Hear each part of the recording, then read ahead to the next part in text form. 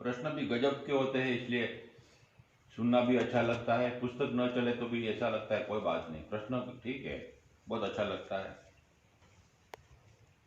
चलिए थोड़ा पुस्तक की ओर भी दृष्टिपात कर ले, ताकि वो हमको पता चले कि किस विषय में हमको प्रश्न पूछना है।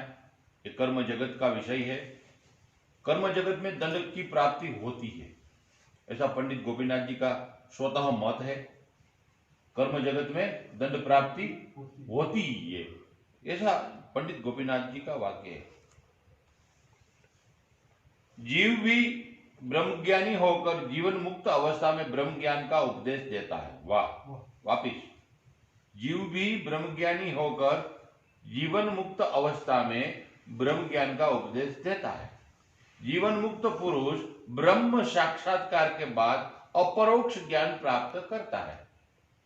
बाद में तत्व ज्ञान का उपदेश देता हुआ जगत का कल्याण करता है। खुद का भी कल्याण करता है और जगत का भी कल्याण करता है, किंतु जीवन मुक्त अवस्था में अविद्या का अंश रहता है। जीवन मुक्त अवस्था में अविद्या का अंश रहता है। जाति पाति आयु भोग में प्रारब्ध का कर्मफल जीवन मुक्त को भी भोगतना पड़ता है। जीवन मुक्त की शक्ति सीमित होती है, उनका विश्व कल्याण भी उसी के अनुरूप सीमित है।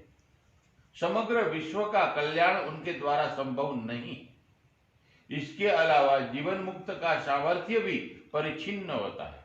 नित्य सिद्ध मंडल में विराजमान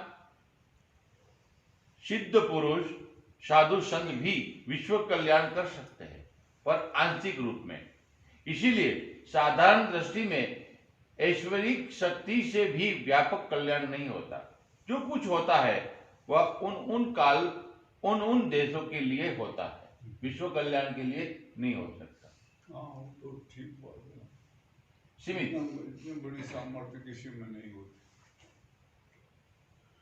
वो एक एक अपने जो अनुयायी होते हैं उनके साथ जो लगते हैं उनका कल्याण करते हैं, बाकी सबका नहीं कर सकते। ये कुछ उनके ऊपर भी निर्भर है, जिनका भाव होता है उनके प्रति। हाँ, अब जिनका भाव ही नहीं है उसका उदाहरण कैसे होगा, उसके ऊपर भी निर्भर करता है। अब ये एक ऐसी स्थिति है, किसी के ऊपर जबरदस्ती थोपी नहीं जा सकती है। हमारी इच्छा के अनुसार है। अब मैं संन्यास लेता हूँ, सन्यासी होता हूँ और सारे अभावों से दूर हो जाता हूँ, सब कुछ प्राप्त हो जाता है, लेकिन ठीक मेरा भाई इसके विपरीत है बिल्कुल ही।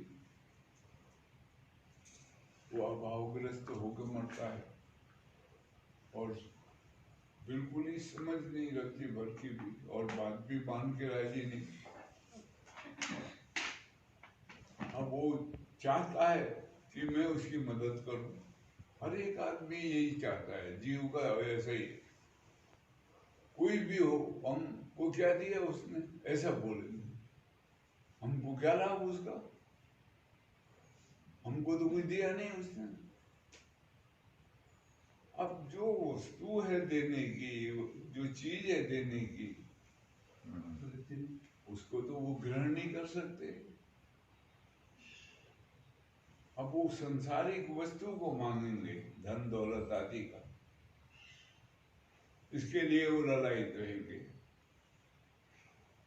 अब उनको रास्ता बताओ, कोई सुविधा, वो क्या नाम, वो बताओ, उनको ज्ञान का मार्ग समझाओ, कोई परमार्थ के बारे में समझाओ, वो उनको नहीं पड़ता, उपजता ही नहीं है उसको। हर एक का अपना अपना हिसाब है, उसी के हिसाब से वो जीता है। जब हम अपना हिसाब किताब छोड़ के किसी संत महापुरुष के हिसाब किताब से जीने लगते हैं तो वो गुरु भक्ति कहलाता है। उनके हिसाब के अनुसार अपने जीवन को ढालने की कोशिश करें तो वो भक्ति, गुरु भक्ति कहलाती है। तब जीवन में परिवर्तन आता है, नहीं तो नहीं आता। अपने हिसाब किताब में सब खोए हुए रहते हैं, और कई बार तो साधु संतों को भी अपने हिसाब से चलाने की सोचते हैं। हाँ,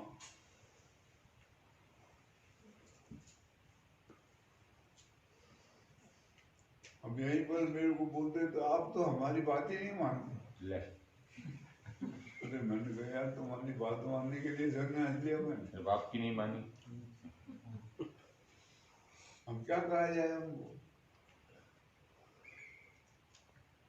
अब वो चाहेंगे हमारी बात माने, ऐसा एक नहीं बहुत लोग चाहते हैं हम उनकी बात माने, आज्ञा का पालन करें, उस हिसाब से चलें। ऐसा नहीं होगा, ऐसा हो जाता है,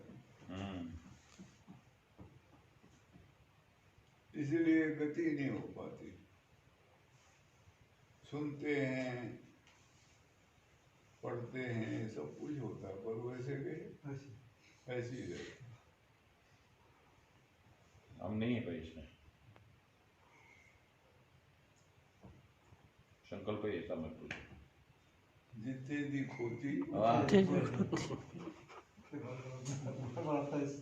हमको क्या करना है, बस वही हो।